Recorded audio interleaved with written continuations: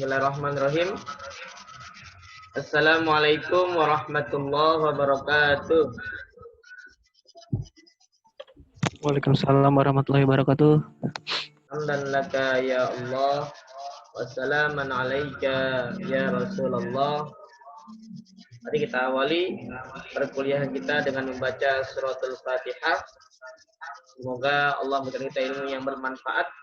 Walaupun hanya dalam waktu yang sangat sempit ini, mudah-mudahan dipermudah dalam memahami apa yang akan saya sampaikan. Lahadiniya Al-Fatihah. A'udzubillahi minasyaitonirrajim. Bismillahirrahmanirrahim. Alhamdulillahirrahmanirrahim. Maliki yaumiddin. Iyyaka na'budu wa iyyaka nasta'in. Ihdinas siratal mustaqim. Siratal ladzina an'amta 'alaihim ghairil maghdubi 'alaihim waladdallin. Baik, selanjutnya kita akan masuki perkuliahan, di mana perkuliahan kita ini terkait dan pertemuan ketiga, yaitu tentang urgensi manusia beragama. Mungkin kita sudah berpikir bahwa kenapa sih manusia itu harus beragama? Sedangkan agama itu adalah sebuah candu menurut tokoh orang ateis. Apa artinya candu? Artinya manusia itu terkekang dengan adanya agama. Kamu mau bebas melakukan suatu perbuatan, Kang Rahmat dengan Nanda Alma, ya, tiba-tiba terkekang dengan aturan agama. Yang tadinya kamu bebas sehari-hari harus ngapain aja, tapi tiba-tiba kamu harus melaksanakan sholat 5 waktu. Terkekang kamu. Di saat zuhur, sudah saatnya kamu makan siang, kamu disuruh untuk sholat zuhur dulu. Pun asar juga demikian, kamu disuruh sholat asar dulu. Sehingga agama itu menjadi ribet untuk seseorang yang memang pemikirannya hanya profit oriented. Ternyata agama itu bisa menjadi the way of life, pedoman hidup kalian.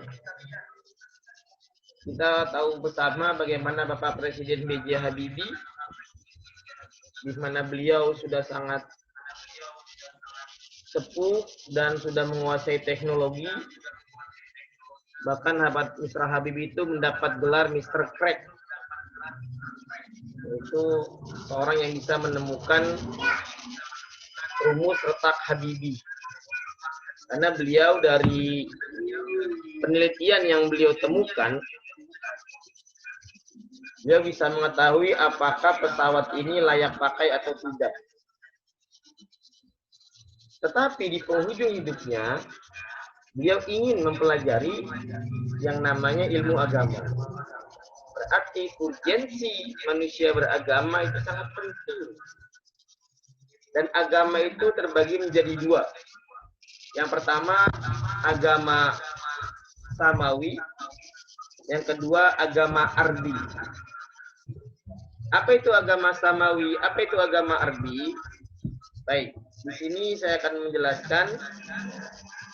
Tapi mohon maaf, share screen saya ini yang udah saya share ke kalian tuh tidak bisa dipakai di sini. Jadi agama samawi itu agama memang yang Allah buatkan khusus untuk umat manusia. Dan disertai dengan nabi serta kitabnya. Contoh, agama yang pertama kali ada di muka bumi ini yang memang Allah berikan kepada manusia adalah agama Yahudi. Itu agama paling tua di muka bumi ini. Dengan nabinya Nabi Allah Musa, dengan kitabnya Taurat. Itu agama Yahudi yang pertama. Itu agama samawi yang memang dari Allah. Yang kedua, agama samawi itu adalah agama Nasrani dengan nabinya Nabi Allah Isa. Nabi Allah Isa dengan kitabnya Injil serta bahasanya itu Suryani. Kalau tadi bahasa Torah itu Ibrani. Nah, agama yang ketiga itu adalah agama Islam. Agama Islam ini agama samawi yang paling junior. Artinya apa? Agama Islam inilah yang melengkapi agama sebelumnya, yaitu agama Yahudi dan Nasrani dikumpulkan dalam satu agama yang telah disempurnakan, yaitu agama Islam. Dengan kitab sucinya Al-Quran, bahasanya menggunakan bahasa Arab. Artinya Islam itu agama yang telah menyempurnakan agama Yahudi dan Nasrani tadi. Ini agama samawi yang memang dari langit ya, karena samawi itu artinya langit secara etimologi. Lalu yang kedua, ada agama ardi namanya. Ardi itu secara etimologi artinya bumi. Bumi di sini artinya agama yang diciptakan oleh manusia. Kalau di daerah kita itu ada istilahnya Sunda Wiwitannya. Kalau tinggal di Jawa itu namanya kejawen. Ada lagi agama yang menyembah matahari, yang menyembah api, yang menyembah roh luhur, dinamisme, animisme, itu semuanya disebut dengan agama Arabi. Sedangkan yang kita pelajari ini itu adalah agama samawi. Makanya Islam adalah bagian dari agama samawi. Dengan kitab sucinya Al-Quranul Karim. Apa sih isi Al-Quran itu? Al-Quran, agama samawi yang memang Allah berikan kepada manusia, itu pasti ini kitab suci agar menjadi the way of life, menjadi pedoman hidup kalian ya, ketika kalian mulai meniti sebagai seorang hamba Allah yang ingin mencari kebenaran dalam beragama, yaitu Al-Quran. Kalau kita kaji lebih mendalam, 60%, saya katakan 60%, Al-Quran itu berisi tentang cerita. Tentang cerita. Lalu 20% tentang hukum. Hukum Islam, 20% tentang akidah. Sehingga apa di sini? Kenapa kok Allah banyak mengulang cerita Nabi Adam dikeluarkan dari surga? Kenapa Allah banyak cerita tentang Fir'aun ditenggelamkan, kaum Ad, kaum Samud? Ini untuk menjadi itibar buat kita, bahwa kita jangan seperti umat-umat terdahulu. Fir'aun mengaku sebagai Tuhan. Ana rabbukumul a'la. Aku adalah Tuhan kamu yang paling tinggi. Dalam tafsir, Fir'aun berani mengatakan diri dia sebagai Tuhan karena dua hal. Yang pertama, Fir'aun itu kalau dia lewat laut sedang gelombang pasang, itu laut diomelin sama Fir'aun. Ya bahar uskuti, basarul malik. Hai laut, diam kamu. Ini saya seorang raja mau lewat. Laut yang tadi gelombang pasang, itu tiba-tiba menjadi terdiam. Karena takut akan dibawa Fir'aun. Luar biasa.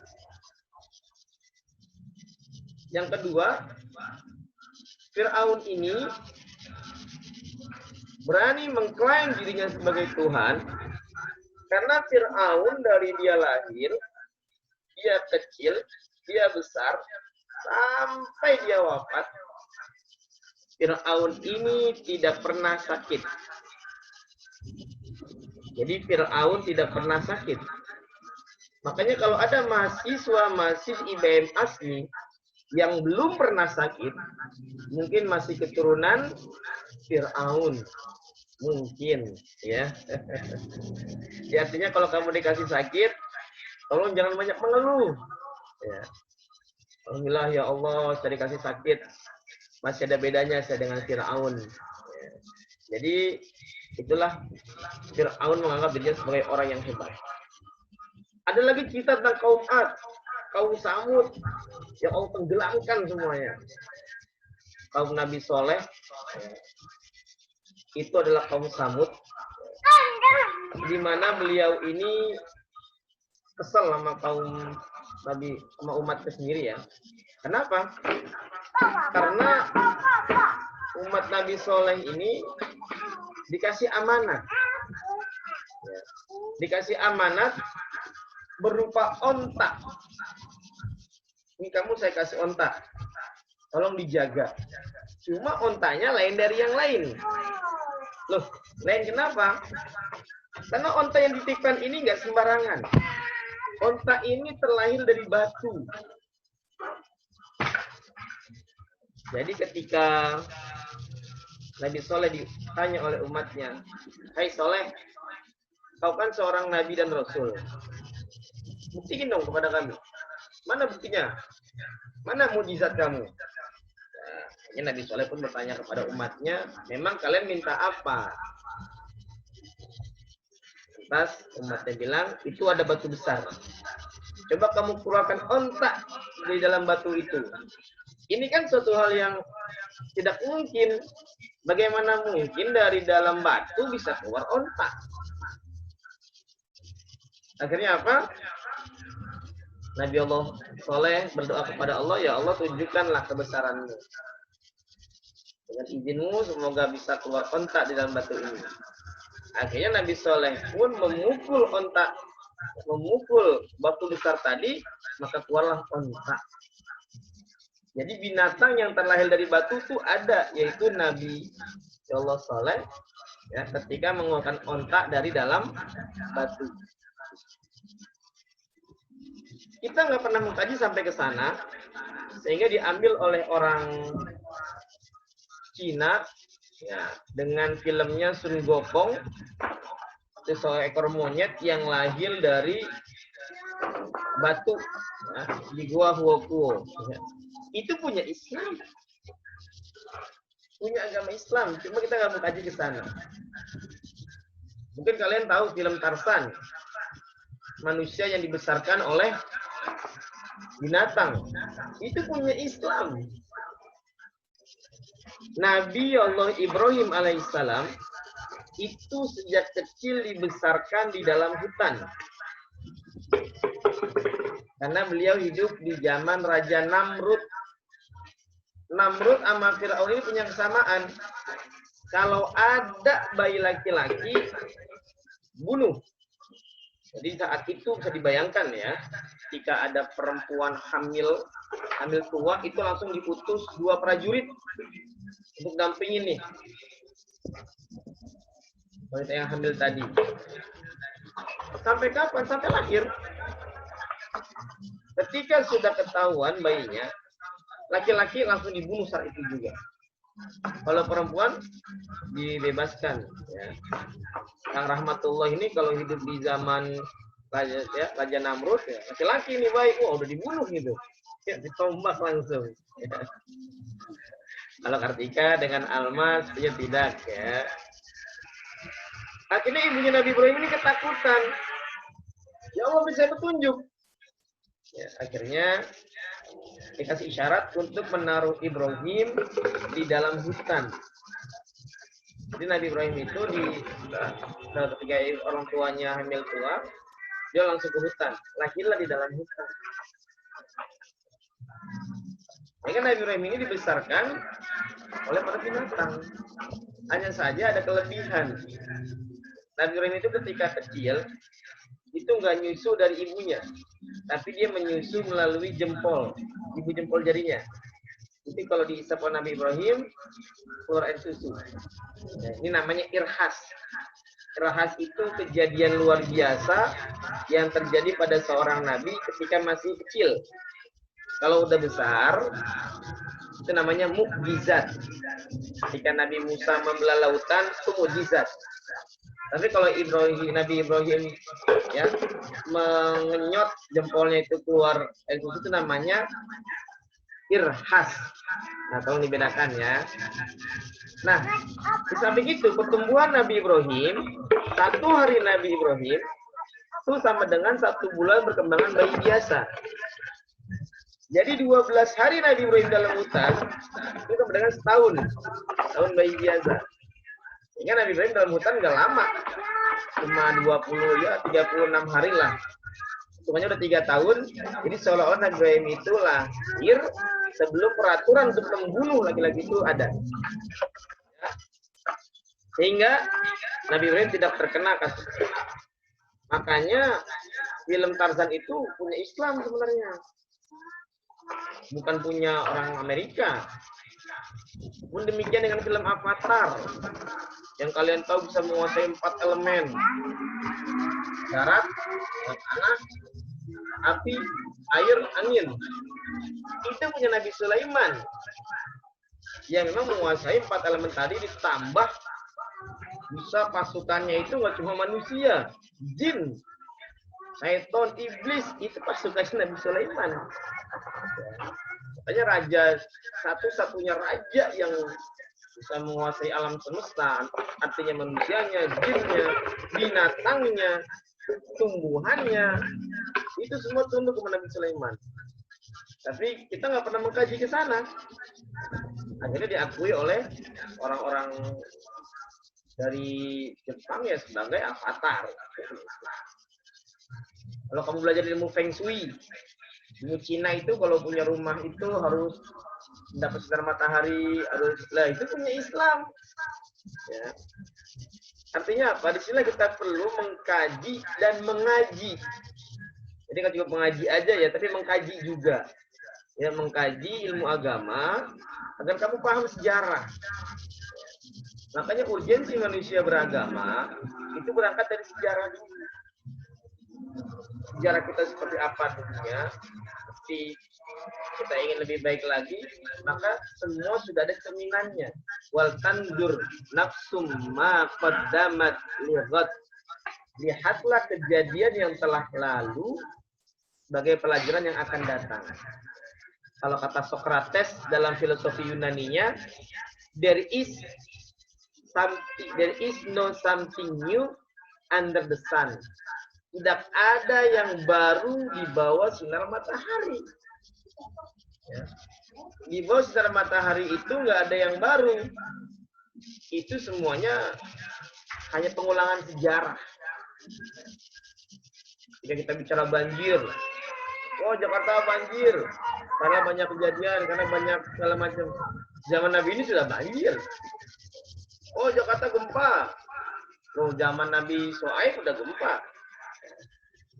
Oleh karenanya kita belajar agama ini di samping kita untuk sebagai pedoman hidup kita, kita juga harus bisa mengkajinya lebih mendalam.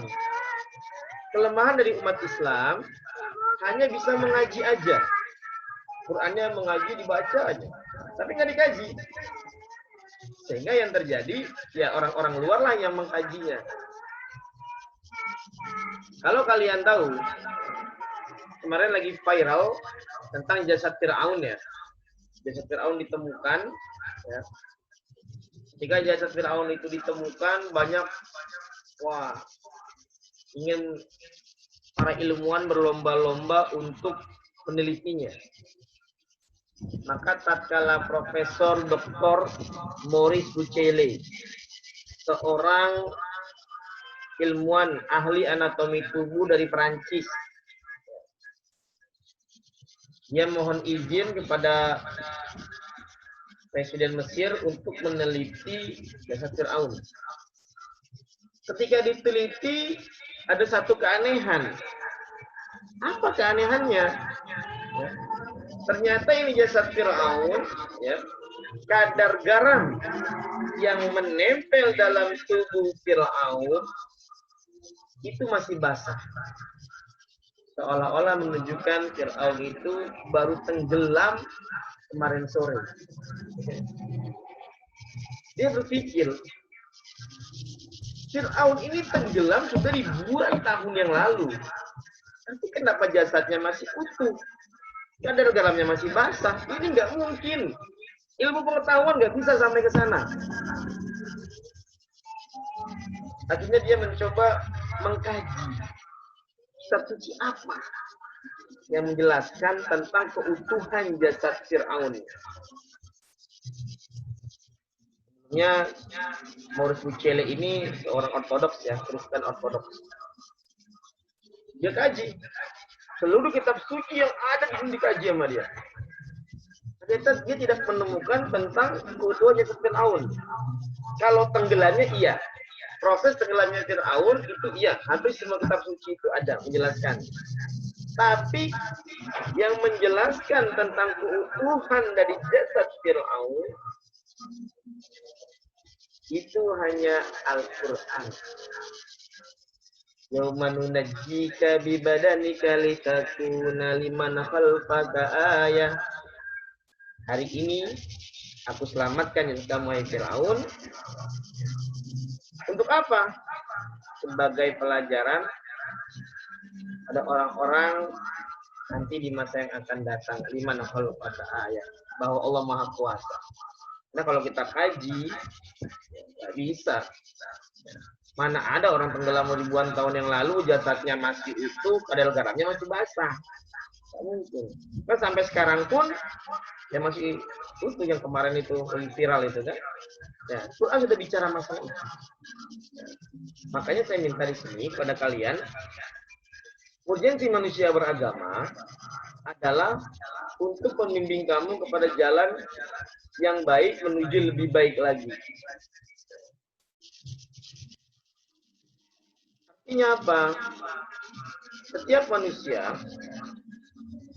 pasti akan kembali ke agama. Kamu seorang pengusaha mungkin, kamu seorang wira swasta, kamu seorang karyawan, woman karir. Setelah kamu capai semuanya, pasti kembalinya ke agama. Pasti kembali ke agama. Karena agama inilah yang bisa menjadi pedoman hidup kita. Kalau kata Harun Nasution, A itu tidak, agama itu berubah. Jadi agama itu sesuatu yang tidak berubah. Yang memang diwariskan secara turun-temurun. Akan tapi seiring berjalannya waktu, ada kepentingan-kepentingan yang dibuat oleh para pejabat kita, pemimpin kita, untuk mengalihkan isu, biasanya itu dilemparlah isu agama. Maka jangan heran, di Indonesia ini sangat mudah sekali untuk disulut masalah agama. Dan sangat mudah sekali berkembangnya sempalan-sempalan Islam. Munculnya nabi-nabi baru. Wah, ini yang repot di sini. Dan anehnya banyak pengikutnya. Ini menurut saya suatu keanehan yang perlu dikaji. Sudah jelas kok bahwa nabi kita terakhir itu Nabi Muhammad. Khatamul Anbiya wal Mursalin, penutup nabi dan rasul. Udah nggak mungkin ada nabi lagi setelah itu. Tapi ternyata kan tidak begitu fakta di lapangannya. Dan kamu pernah dengar tahun 2012 itu ada mantan pelatih bulu tangkis pensiun jadi PBSI, dia ngaku jadi nabi. Namanya Ahmad Musodek, almarhum baru kemarin meninggal. Dia mendapat wahyu di Parung Bogor. Jadi malaikat Jibril itu ke Parung Bogor untuk memberikan wahyu kepada dia. Lalu 2014, mohon maaf, di daerah Kebumen, tukang cukur. Jadi dia tukang cukur, mungkin kliennya itu rambutnya udah pada botak semua, ya, nggak pada tumbuh. Tiba-tiba ngaku sebagai nabi, namanya Tukimin. Ini kan aneh gitu. Nabi namanya Tukimin gitu. Yang lebih fenomenal lagi, 2016, 15-16 deh. Ada wanita pinter, cerdas. Ngakunya bukan sebagai nabi lagi, tapi sebagai malaikat Jibril yang bernama Lia Aminuddin atau Lia Eden, yang sekarang dipenjara di Kapolda Metro Jaya. Berarti hebat ya polisi kita, nggak cuma koruptor, penjahat yang ditangkap, nabi ditangkap, Jibril juga ditangkap. Ini luar biasa sekali polisi kita. Ya inilah yang makanya kalian ini dalam belajar agama, tolong saya minta, ya, jadikanlah agama itu sebagai pedoman hidup kalian. Dan kalau kamu nggak paham tentang hadis, ayat, bertanya kepada orang yang ahli agama. Jangan kalian berusaha untuk menafsirkan seenaknya pemahaman kalian sendiri, ya. Jangan, karena ini sangat berbahaya sekali. Ditambah lagi, kalau kamu cari seorang ustadz, seorang ahli agama di wilayah kamu masing-masing, tolong kamu tahu ustadz ini lulusan mana. Jangan pakai korban sampai seberat ban Vespa mungkin, ya, tasbihnya muter terus, berkolo kamu cium tangannya, kamu nggak tahu, ini dia alumni pesantren mana, atau dia belajar agama di mana.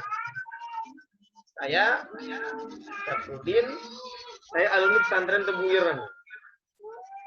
Lalu saya melanjutkan studi Libya, sastra Arab di Libya. Kamu sudah saya share kan kemarin tentang biodata saya. Lalu saya satu S2-nya di At-Tahriyah. Artinya, sanad keilmuan saya jelas kemana-kemana. Sehingga kalau jelas itu, saya memberikan kepada kalian itu sesuai dengan apa yang ada dalam Quran dan hadis. Tapi kalau nggak jelas kemana arahnya ini, ya, biasanya kalian akan diberikan pemahaman yang mengarah pada radikalisme. Saya Ali Jaber kemarin itu kan menjadi contoh buat kita. Tak mungkin orang gila bisa nusuk begitu. Ternyata apa? Dia radikal. Karena Islam itu luas ya. Islam itu sangat luas sekali. Dan untuk memahami Quran hadis, kamu nggak cukup hanya baca terjemahan. Nggak cukup. Saya kasih contoh. Rasulullah itu menganjurkan kita untuk makan dengan 3 jari. Ya. Itu hadisnya sahih. Tiba-tiba kamu hanya menelan mentah-mentah hadis ini. Haji dulu, apa yang jadi makanan pokok di Arab? Di zaman Rasulullah, makanan pokok itu kurma. Sehingga kalau makan dengan 3 jari, itu bisa. Karena kurma. Nah sekarang di Indonesia, makanan pokoknya itu nasi, pakai sayur. Kamu makan 3 jari. Bisa nggak kira-kira? Nggak bisa. Makanya perlu pengkajian lebih mendalam. Jangan hanya dipotong, ya repot. Ada lagi hadis yang menjelaskan Rasulullah dan para sahabat itu kalau turun hujan di Madinah atau di kota Mekah, itu Rasulullah keluar untuk ya main hujan-hujanan lah kalau kata kita ya. Para keluar, nggak ada di dalam rumah. Nah hadis ini kamu tangkap, oh berarti kalau ada hujan kita harus keluar seperti Rasulullah para sahabat.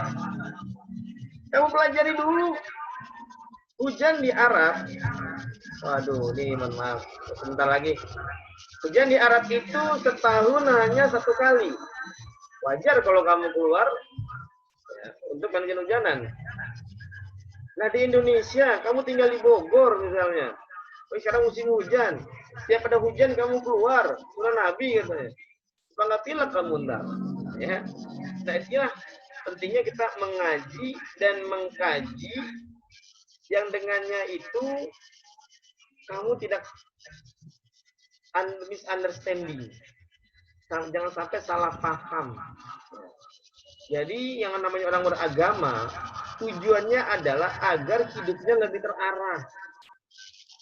Jangan sampai ketika kamu ada masalah yang pelik, ada masalah yang begitu berat, kamu nggak punya pegangan, kamu nggak punya Tuhan, kamu nggak punya pedoman, ya sudah. Banyak yang mengakhiri dengan bunuh diri.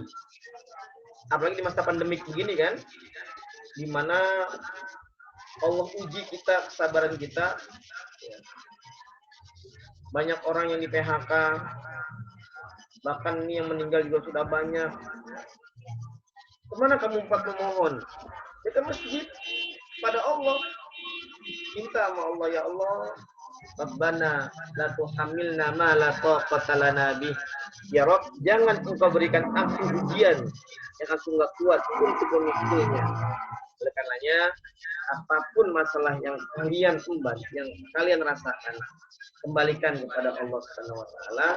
Jadikanlah itu sebagai buah dari kesabaran kalian. Baik, karena saya sudah ditegur oleh Zoom. Ya.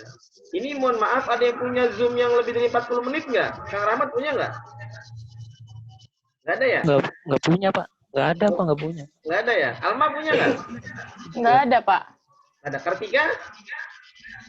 Nggak punya juga? Nggak ada. Ya sudah. Inilah permasalahan saya. Makanya kemarin saya di grup itu, saya minta siapa yang bisa jadi. Ya, tapi nanti saya akan mengkaji dulu ya. Nggak ada informasi, katanya bisa Zoom itu lebih dari 40 menit, tapi ada beberapa poin-poin yang harus diisi. Insya Allah nanti untuk ilmu media dasar kita akan mulai dengan Zoom satu depan ya. Satu depan, waktunya jam 1 aja sesuai dengan yang tertera di.